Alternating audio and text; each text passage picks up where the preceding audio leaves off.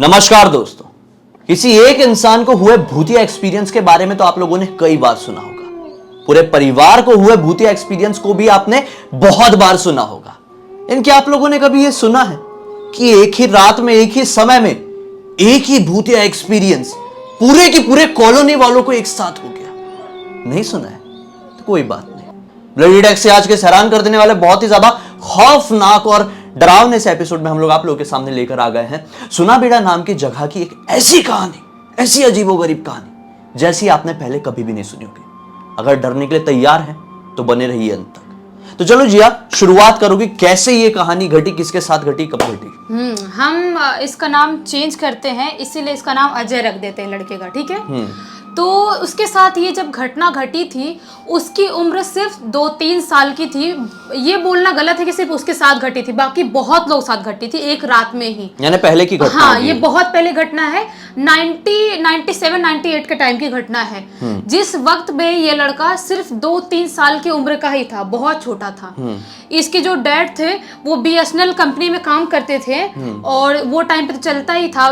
उसके लिए वो जो BSNL वाले थे एक मतलब बोलते ना क्वार्टर दे के रखे थे। जो लोग भी कंपनी में काम करते थे, एक सोसाइटी था, वो सोसाइटी में हाँ, BSNL क्वार्टर्स बोलते हैं ना, जो क्योंकि ये गवर्नमेंट कंपनी है। हाँ, तो अपने आप मिलता ही था लोगों को। हाँ, फिर तो सब लोगों का घर था वहां पे, मतलब एक बोलते ना सेपरेट घर रहता है छोटा छोटा करके, जैसे कॉलोनी में रहता है, वो टाइप का सबका घर था। तो ये जो लड़का है अजय, इसका घर था और इसके बाजू में ही एक अंकल रहते थे, पंचानन नाम था उनका घर था, जिसके घर से और इनके घर की बहुत ही ज्यादा अच्छी दोस्ती थी, बहुत ज्यादा अच्छी। जो अंकल थे उनकी भी 2 लड़कियां थी, एक का नाम श्रद्धा था और एक का नाम सुधा था। जो सुधा थी वो बड़ी थी और श्रद्धा छोटी थी। जो श्रद्धा की उम्र थी उसकी उम्र भी यही 2-3 साल की होगी, जो अजय है उसकी उम्र की ही थी वो भी। तो ये दोनों बेसिकली स्कूल नहीं जाते थे, भी बहुत छोटे थे। तो ये लोग घर पे ही रहते थे, खेलते कूदते थे, साथ में ही खेलते थे। और जो ये पंचनान अंकल है वो इनकी फैमिली की दोस्ती, मतलब बोलते ना, एक बहुत ही ज्यादा गहरी दोस्ती थी, बहुत ज्यादा गहरी, मतलब एक फैमिली जैसे थे, मतलब ये दोनों फैमिली वाले। तो ऐसा था, जो अंकल थे वो अजय को बहुत ही ज्यादा प्यार करते थे। जब भी आते थे बाहर से, इसको उठाते थे गोद में, इसको प्यार करेंगे, इसको उठा के इसके घर से, जो अपने बालकनी में बैठा खेलता था, वहां से उठा के लेके चले जाते, चॉकलेट दिलाते थे, कभी अपने घर पे लेके जाएंगे, घंटों घंटों रखेंगे, फिर इसके घर में बाद में छोड़ के जाते थे। मतलब इतना ज्यादा प्यार करते थे। सब कुछ इनके घर में भी सब लोग बहुत ज्यादा खुश थे।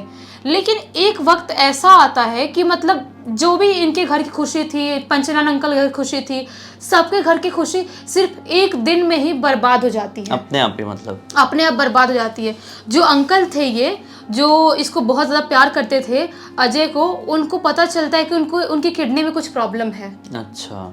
तो उनको यहाँ से जाना पड़ेगा दिखाने के लिए विशाखापट्टनम के हॉस्पिटल से उनका ट्रीटमेंट चालू था। अच्छा। तो उनको जाना पड़ेगा, शहर में जाना पड़ेगा। हाँ, दूसरे शहर में वहां से जाना पड़ेगा।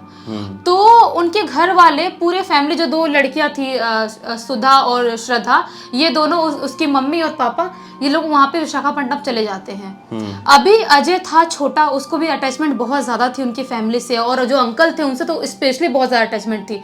तो रोज रोता था, पूछता था अंकल कहाँ है, अंकल कहाँ है। उसके घर वाले बोलते थे तबीयत खराब है, कुछ दिन में वापस आ जाएंगे। रोज यही बात बोलते थे घर वाले।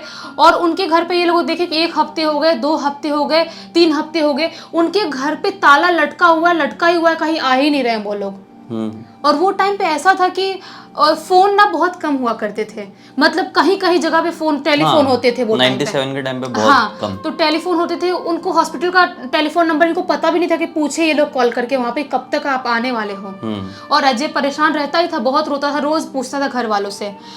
1 महीने हो जाते हैं, वो लोग अपने घर वापस नहीं आते हैं।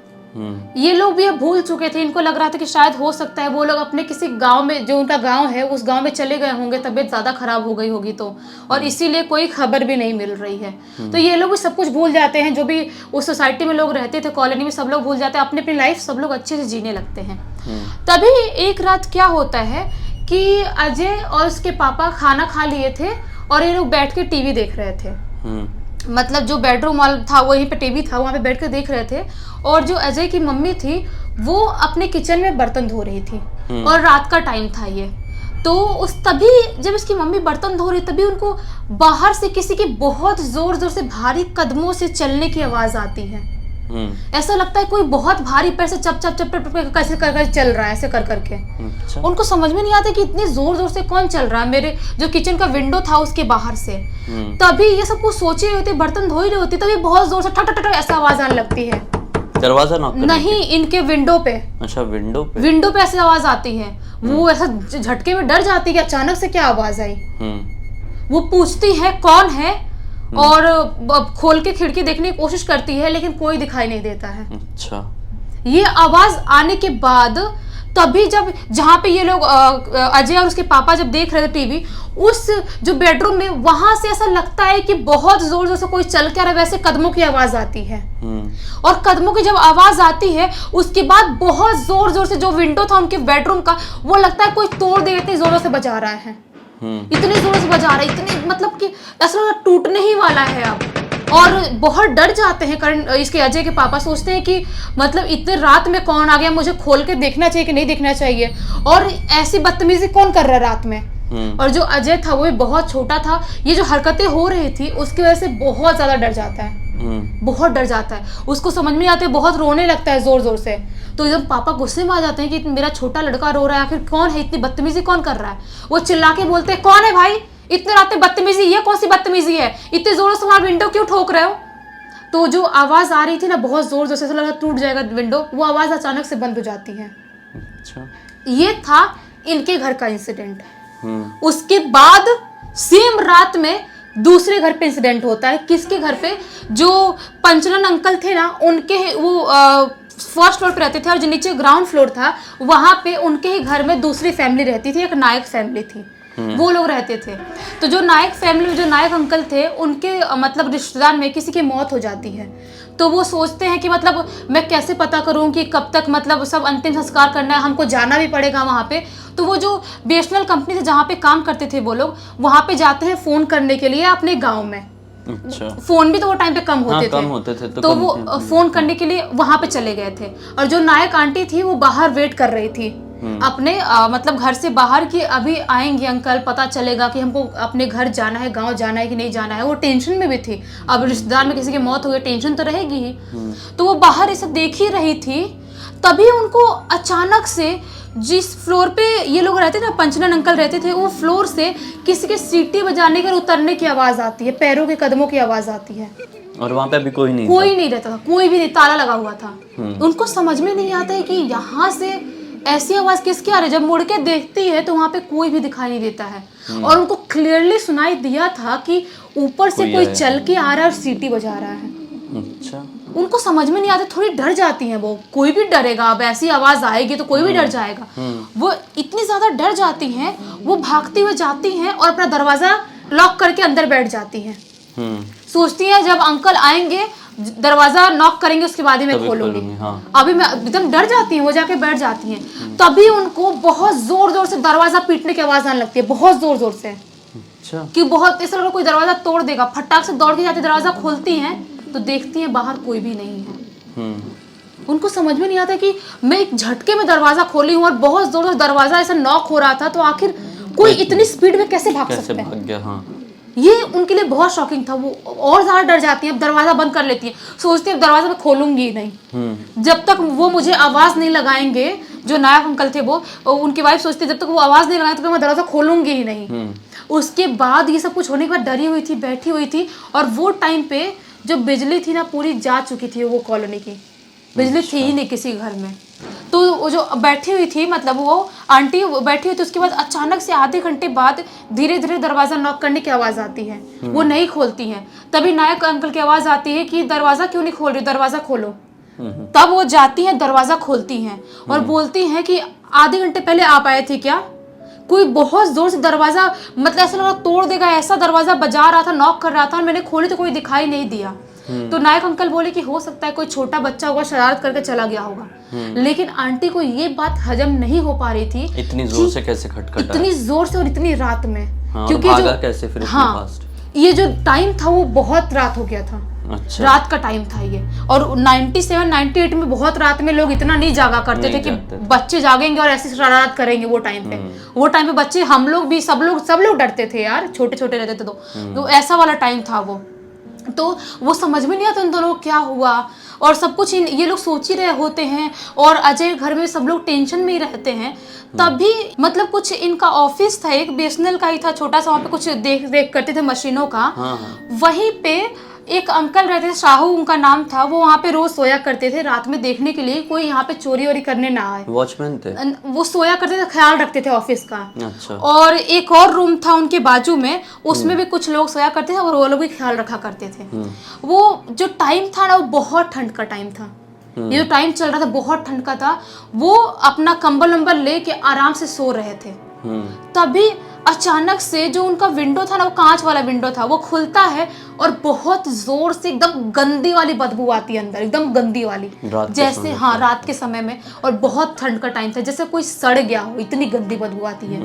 उनको समझ में नहीं आता कि इतनी गंदी बदबू कहाँ से आ रही है। मतलब ये जो तुम घटनाएं बता रही हो, ये अलग अलग इंसानों और अलग अलग परिवार के साथ एक ही रात में और एक ही समय में भी हो रहा था। हाँ, ये जो समय था वो थोड़ा बहुत इधर उधर हो सकता है, लेकिन उसी रात की बात है, एक ही रात अलग अलग परिवार के साथ क्या कर रहे थे। हाँ, अभी अंकल को स्मेल आई, फिर हाँ स्मेल आई। उसके बाद सोचे कि एक तो इतना ठंड था, इतना ठंड था, मतलब ठुठुरने वाला ठंड था। वो सोच रहे थे कि मैं उठूं या कंबल से नहीं उठूं, क्या बदबू आ रही है। वो सोचते हैं छोड़े यार, बाहर में जाए, बदबू नहीं उठता हूँ मैं।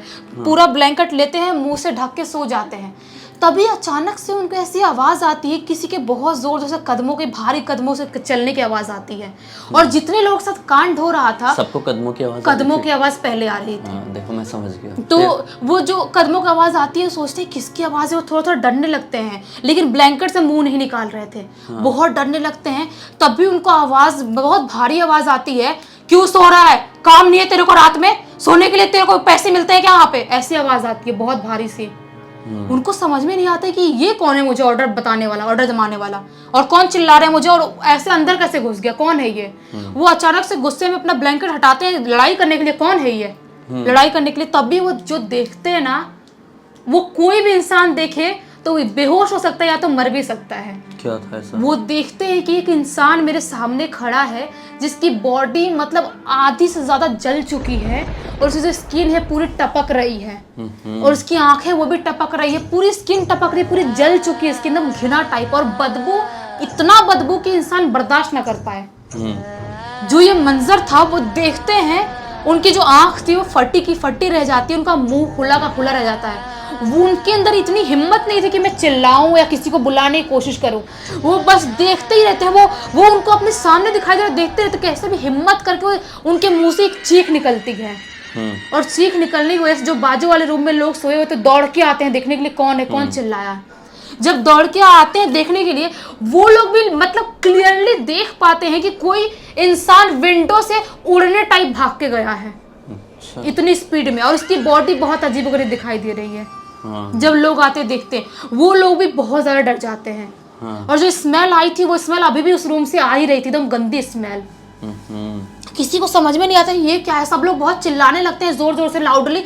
डर गए थे सब लोग, पूरे जो कॉलोनी के लोग, सब लोग इकट्ठे हो जाते हैं, पूरे कॉलोनी के लोग इकट्ठे हो जाते हैं। जो नायक अंकल थे, वो अजय के घर वाले, सब लोग इकट्ठे जाते हैं, और बात बताया जाता है कि ये सब कुछ कांड हुआ यहाँ पे इस ऑफिस में। तो नायक के जो आंटी थी, वो भी बताती हैं कि हाँ मेरे साथ भी हुआ। और जो अजय घर वाले थे, वो बताते हैं हाँ हमारे साथ भी हुआ। ऐसा सब कुछ बताते हैं। उसके बाद सब लोग डर ही रहे होते हैं।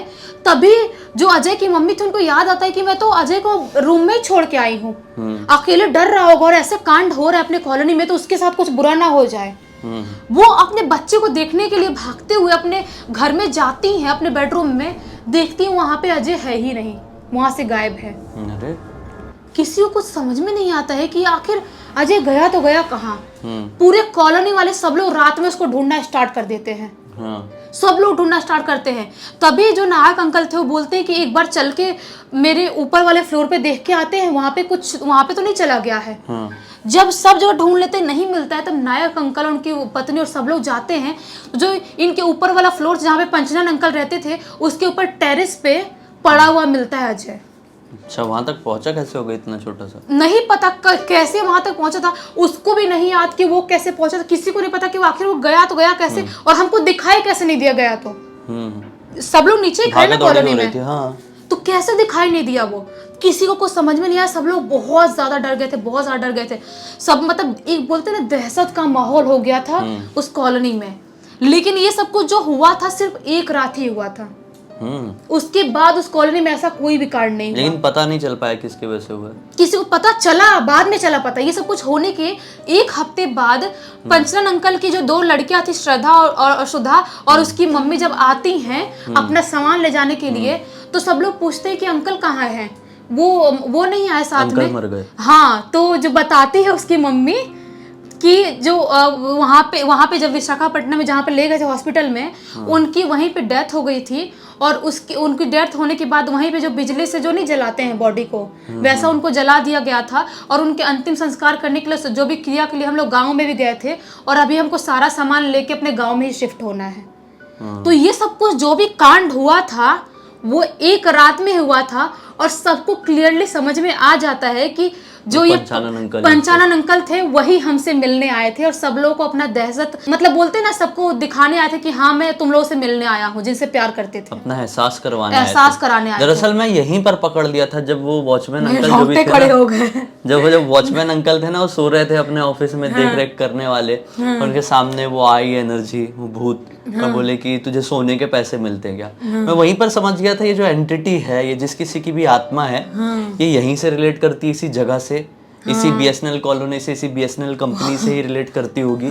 इसलिए वो आई और सही रास्ता दिखाने की कोशिश की। और रही बात अजय की, उसको अपने लेके गए थे रूम में, क्योंकि वो अजय से बहुत ज्यादा प्यार करते थे।